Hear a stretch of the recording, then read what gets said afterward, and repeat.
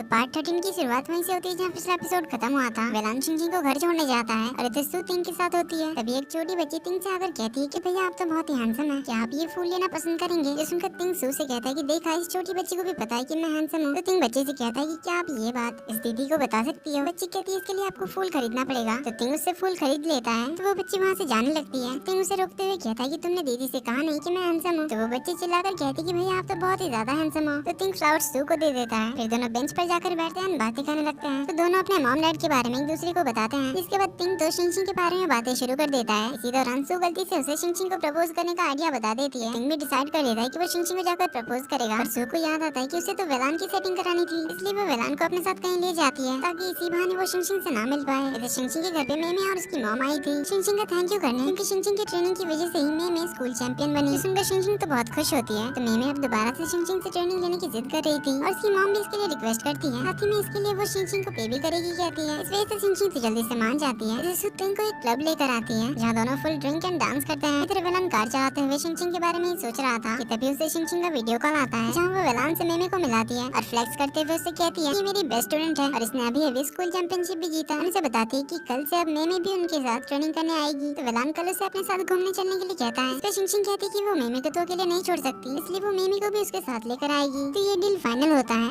तो वेलान बहुत ही एक्साइटमेंट के साथ अपने प्रैक्टिस मैच के लिए रेडी हो रहा था, जहाँ से जिम पहुंचकर वो आराम से बैठ जाता है। तो थोड़ी देर में शिनचिन मेमे के साथ पहुंच जाती है। तो वेलान सबसे पहले तो उस जिम बॉल को लात मारकर हटाता है। फिर शिनचिन उससे कहती है कि आज तुम्हें मेमे के साथ प्रैक्टिस करना होगा। तो वेलान मेमे की हाइट मापता है, उससे कहता है कि ये तो बस मेरी कमर तक आती है, ऊपर से इतनी छोटी बच्चे पर मैं हाथ कैसे उठा सकता हूँ। तो शिनचिन कहती है छोटी है मगर इसे कम मत समझना, ये मेरी बेस्ट स्टूडेंट है। तो मेमे वेलान से कहती है कि अंकल आपको मुझसे डरने की जरूरत नहीं है, आपको ज्यादा नहीं मारूंगी। तो शुरू होता है वेलान वर्सेस मेमे का मैच। दोनों रेडी थी कि वेलान रुकने के लिए कहता है और शिनचिन से कहने लगता है कि यार मुझे बच्चे पे हाथ उठाना ठीक नहीं लग रहा है, इसे कहीं चोट भी तो आ सकती है। तो शिनचिन कहती है पहले तुम अपने बारे में सोचो, उसके बाद ही मेमे की फिक्र करना। वेलान कुछ कहने जाता है कि मेमे उससे कहती कि अंकल कहीं आपको डर तो नहीं लग रहा है कि मैं आपको बहुत मार दूंगी। वेलान कहता है मुझे क्यों तुमसे डर लगेगा, मुझे तो बस तुम्हारी फिक्र थी। तो मेमे कहती है उसकी कोई जरूरत नहीं है, आ जाइए मैदान में। तो असली में इनका मैच शुरू होता है जहाँ हमारी मेमे तो छोटी पैकेट में बड़ा धमाका निकलती है और अपने टीचर की तरह ही वेलान की तो बैंड बजा देती है, कभी हाथों को मोड़कर तो कभी पैरों को मोड़ देती है। इससे वेलान तो अपने आप को काफी मेहनत से छुड़ाता है और सेकंड राउंड के लिए तैयार हो ही रहा होता है। शिनचिन उसे रोकते हुए कहती है कि अब उन्हें एक्सरसाइज करनी होगी, पर वेलान की तो ऑलरेडी बैंड बज चुकी थी। तो वो अपना फेस छुपाते हुए मेमे से कहता है आई मीन उसे रिक्वेस्ट करता है कि अपने टीचर से कहकर ये सब बंद करने के लिए कहो। पर मेमे तो शिनचिन को बता देती है अंकल एक्सरसाइज नहीं करना चाहते। सुनते वेलान तो एक्सरसाइज करने लग जाता है, पर इस चक्कर में वो इतना थक जाता है भाई से तो चला ही नहीं जाता, इवन अपने घुटनों पर बैठ जाता है। तो वेलान कैसे भी करके अपने आप को संभाल कर उठता है। वहीं इधर तिंग पहुंच चुका था शिनचिन के घर उसके साथ लंच करने के लिए और आज तो वो उसे कन्फेशन भी करने वाला था, पर घर में तो कोई भी नहीं था, जिससे तिंग का ये चांस भी मिस हो जाता है। पर वो शिनचिन को मैसेज करके उसके घर आने के बारे में बताता है। तो शिनचिन इन दोनों से घर चलने के बारे में कहती है क्योंकि तिंग उसके घर आया हुआ है। पर मेमे कहती है अभी तो हम लोग घूमने जाने वाले थे और मुझे तो आइसक्रीम भी खानी थी। बट देन पूछती है कि क्या तिंग भैया बहुत ज्यादा हैंडसम है। शिनचिन कहती है हाँ बहुत ही हैंडसम है। तो मेमे कहती है ठीक है फिर चलते हैं घर। अब ये सुनते वेलान तो मेमे को गोद में उठा लेता है और मेमे को अच्छा अच्छा खाना खाने का, बहुत सारे गेम्स खेलने का और फुल मस्ती करने का लालच देकर रुकने के लिए मना लेता है ताकि उसे शिनचिन के साथ ज्यादा टाइम स्पेंड करने का मौका मिले। तो शिनचिन तिंग को मैसेज करके बता देती है कि वो वेलान और मेमे के साथ घूमने के लिए बाहर आई है। इससे हमारा भाई तो अपसेट हो जाता है, इसलिए वो सू को अपने साथ लंच करने के लिए बुलाता है। इधर ये तीनों तो फुल एंजॉय कर रहे थे। मेमे को उसका फेवरेट आइसक्रीम खिलाते हैं, उसका फेवरेट खाना खिलाते हैं, साथ ही में अपनी मस्ती कंटिन्यू करते हैं। इधर तिंग सू को अपनी वन साइडेड लव स्टोरी की दास्तान सुनाता है और उसे बताता है कि आज वो शिनचिन से अपनी फीलिंग्स कन्फेस करने जा रहा था, पर शिनचिन आज भी नहीं आ पाई क्योंकि वो वेलान के साथ है। साथ ही में वो उसे एक जगह की तस्वीर दिखाता है जहाँ आज वो शिनचिन को ले जाना चाहता था। एक फ्लैशबैक से पता चलता है कि शिनचिन को वो जगह बहुत पसंद थी, इसलिए तिंग शिनचिन के 18th बर्थडे पे उसी जगह अपनी फीलिंग्स कन्फेस करने का डिसाइड किया था। और उस दिन तो शिनचिन वहाँ नहीं आई थी। Coming back to the present, तिंग तो उसे प्रपोज करने के लिए रिंग भी लेकर आया था। तो सू पूछती है अगर उसने तुम्हें रिजेक्ट कर दिया तो तिंग कहता है पहला प्यार है, थोड़ा दर्द तो जरूर होगा, उसे भूलना भी मुश्किल होगा, पर मैं कोशिश करूंगा अपने आप को संभालने की। तो उसकी बातें सुनकर सू को भी थोड़ा बुरा लगता है। इधर मेमे और शिनचिन डॉल निकालने की कोशिश कर रही थी, पर वो दोनों एक भी टॉय नहीं निकाल पाते। वेलान शिनचिन को हटाकर टॉय निकालने की कोशिश करने लगता है, काफी टाइम ट्राई करने के बाद भी उससे भी नहीं निकलता। तो शिनचिन उसका मजाक बनाने लग जाती है। सू रेस्टोरेंट से निकलकर तिंग को थोड़ा कंफर्ट करते हुए उसे हग करती है और कार में बैठकर जाने ही लगी थी। तभी तिंग उसे मैसेज करता है और अपने साथ वो फोटो वाली जगह चलने के लिए इनवाइट करता है,